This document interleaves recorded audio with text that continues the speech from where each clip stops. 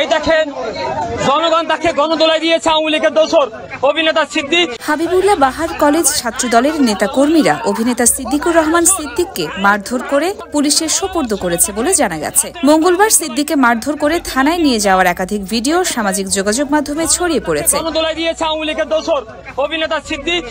একটি ভিডিওতে দেখা গেছে সিদ্দিককে মারধর করে জামা কাপড় ছিঁড়ে প্রকাশ্যে স্লোগান দিতে দিতে থানায় নিয়ে পুলিশের হাতে তুলে দেওয়া হয়। এ সময় তারা আওয়ামী লীগের দোসর উল্লেখ করে নানান স্লোগান দিতে থাকেন। ভিডিওতে একজন বলছিলেন, আমরা সিদ্দিককে আওয়ামী লীগের একজন দালালকে পুলিশে হস্তান্তর করেছি।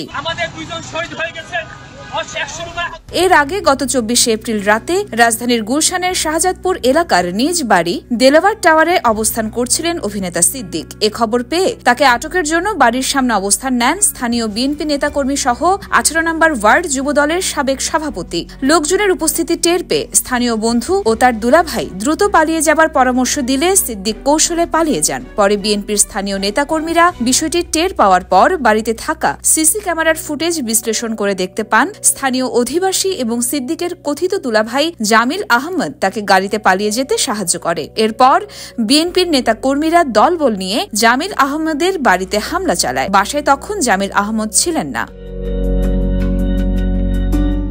এদিকে আওয়ামী লীগ সরকারের আমলে সিদ্দিক একাধিকবার ঢাকার গুলশান ও টাঙ্গাইলের মধুপুর আসন থেকে মনোনয়ন চেয়েছিলেন।